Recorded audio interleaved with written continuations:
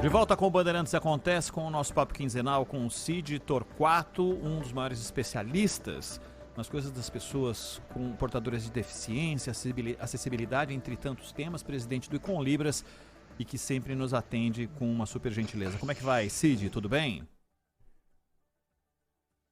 Ronald, boa tarde. Zaidan está por aí? Eu não Olá, boa tarde, Zaidan está por aí também? Claro. Boa tarde. Opa, tudo bem, Zaidan? E, obviamente, boa tarde a todos que nos ouvem.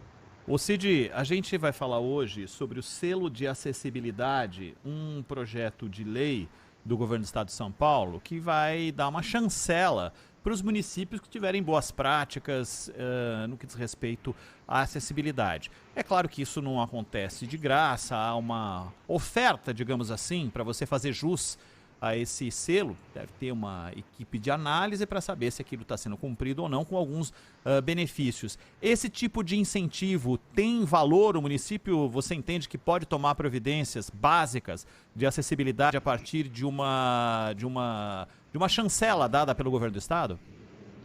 Poxa, com certeza, né? Os selos, na verdade, eles são certificações. Está tendo uma interferência aqui no meu áudio. Estamos te ouvindo bem aqui. Viu, Rony?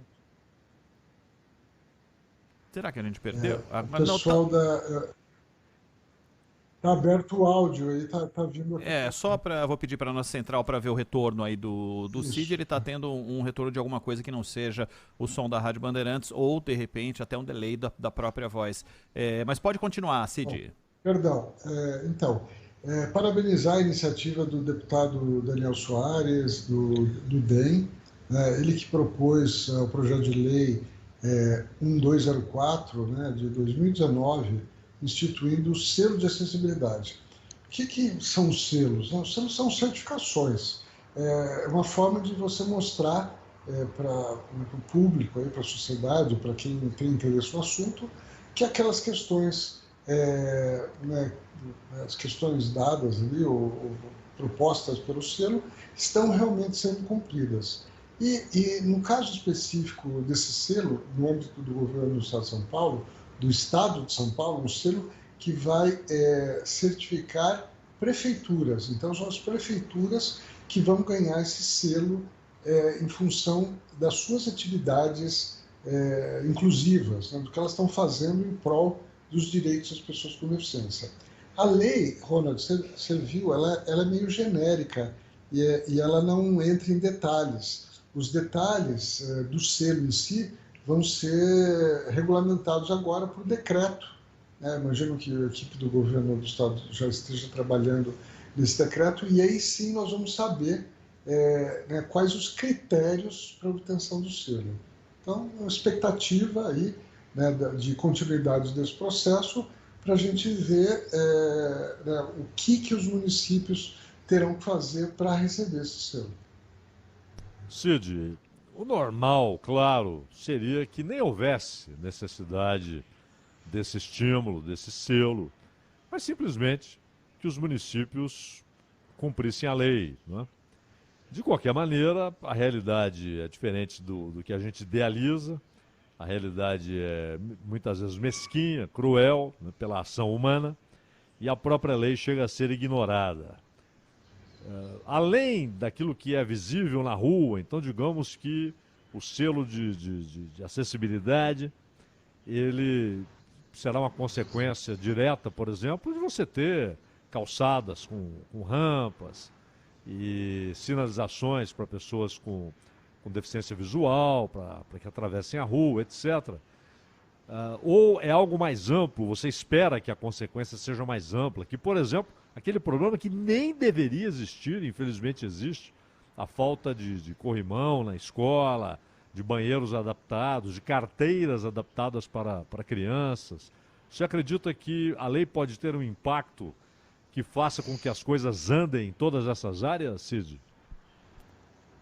Bom, de novo, a gente tem que esperar a regulamentação para ver quais são os critérios que vão ser usados para concessão do selo para as prefeituras. O que a prefeitura vai ter que fazer para receber. Zaidan, eu acho que a melhor forma de fazer isso, e fazer isso ser cumprido, e fazer, não é ser cumprido, é fazer com que os municípios tenham interesse na obtenção do selo, é atrelar a concessão do selo a algum prêmio, algum tipo de premiação, no sentido, principalmente premiação com elementos inclusivos também. Ou seja, a gestão passada fez, na final da gestão, um programa chamado Cidade Inclusiva, onde, primeiro, para participar do contexto da cidade inclusiva, o município tinha que aprovar projeto de lei, ou seja, tinha que virar lei a criação do Conselho Municipal da Pessoa com Deficiência. Então, não podia participar do processo se não tivesse instituído por lei municipal o Conselho Municipal da Pessoa com Deficiência. Gostei muito dessa iniciativa, porque os conselhos, embora muitas vezes não funcionem bem, são muito importantes. Então, como prêmio por criar o selo, a prefeitura, as prefeituras, uma parte significativa das prefeituras do Estado, tiveram acesso a uma série de recursos oferecidos pela Secretaria de Estado dos Direitos da Pessoa com Deficiência. Então, o que eu faria no caso desse novo selo? Eu criaria algo similar, né? Então, faça isso que eu lhe dou aquilo. Né? Então, estabelecer critérios que a prefeitura deve cumprir e ela, em cumprindo, além do selo, ela ganha alguma coisa. Por exemplo, dos itens, né, que foram dados às prefeituras do estado inteiro, vans adaptadas foi um item muito importante, porque isso vai com certeza mudar a vida das pessoas com deficiência naqueles municípios, principalmente dos municípios pequenos. E outra calçadas. Então, o governo do estado patrocinava, bancava X metros de calçadas, conforme o município, conforme o acordo realizado, pagos pelo governo do estado, entre outros recursos aí distribuídos pelo governo do estado. Então, isso com certeza, esse programa feito na gestão passada, a gente não está assistindo ainda o impacto que isso vai ter nos municípios, mas imaginamos que vai ser um impacto grande. Espero que esse selo, seguindo mais ou menos a mesma direção, também tenha um impacto positivo, não pelo selo em si, mas pelo aquilo que você falou. Os municípios têm que embarcar na inclusão, na acessibilidade, nos direitos das pessoas com deficiência. E a gente sabe que, infelizmente, principalmente no interior, nas cidades menores, isso não é ainda uma realidade. Cid, só mais uma pergunta da minha parte. Nós tivemos ali no limiar do governo Tarcísio de Freitas um retrocesso anunciado, depois o governo voltou atrás, né? Que era a secretaria que lida com as questões das pessoas com algum tipo de deficiência, e a secretaria perderia poder, perderia verba, está virando uma subsecretaria.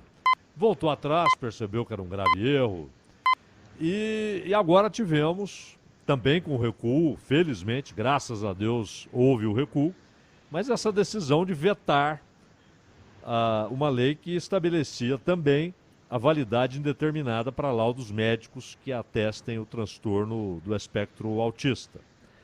E o governador, inclusive, usou, para tentar explicar o veto, usou um argumento absolutamente grotesco, né? A ideia de que a doença pode passar, né? Ela pode desaparecer, o problema pode desaparecer. E depois, claro, os neurologistas disseram, não, o que é isso? Não é nada disso e tal. Felizmente voltou atrás. Mas o que está faltando, afinal de contas? Está faltando ouvir quem vive o problema, quem lida com o problema, as associações das pessoas com deficiência. O que está faltando para que o governo não cometa esses erros primários? Bom, primeiro, parabenizar, por um lado, o governador aí pela capacidade de voltar atrás. Tem muita gente que, na mesma situação, não arredaria o pé, não voltaria atrás, manteria né, sua decisão, mesmo equivocada, só para não dizer que errou. Então, né, isso é louvável por parte do governador. Né, eu estou muito confiante nessa gestão, porque o atual secretário estadual dos Direitos da Pessoa com Deficiência, Marcos da Costa, que a gente já falou várias vezes dele aqui, né, foi presidente da OAB São Paulo, então é uma figura muito capacitada, tem uma capacidade de diálogo muito grande e de conversar com as pessoas, entender seus pleitos. E ele está fazendo isso. Eu sei que ele tem fazendo reuniões com todos os atores aí do cenário da inclusão das pessoas com deficiência. Começo de gestão também, né? Eu acho que é aceitável fazer um errinho aqui ou outro. Se bem que esses erros não são tão errinhos assim, mas é aceitável isso. Então, eu não vejo grandes problemas, principalmente pela capacidade de reconhecer o erro. E um outro ponto muito positivo nessa questão da pessoa com deficiência e da Secretaria da Pessoa com Deficiência nesse momento é o apoio subliminar aí do secretário Gilberto Kassab. Nós sabemos o Gilberto Kassab chamado de mago. Nós sabemos a força política que ele tem.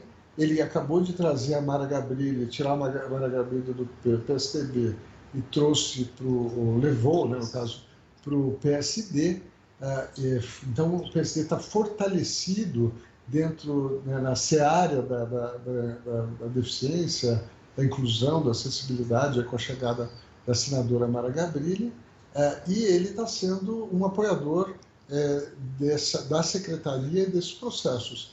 Tanto que vocês podem ver na lei, uma das assinaturas ali embaixo é do próprio Gilberto Kassab. Então, estou pessoalmente bastante entusiasmado, com expectativas muito positivas com relação a essa gestão, né?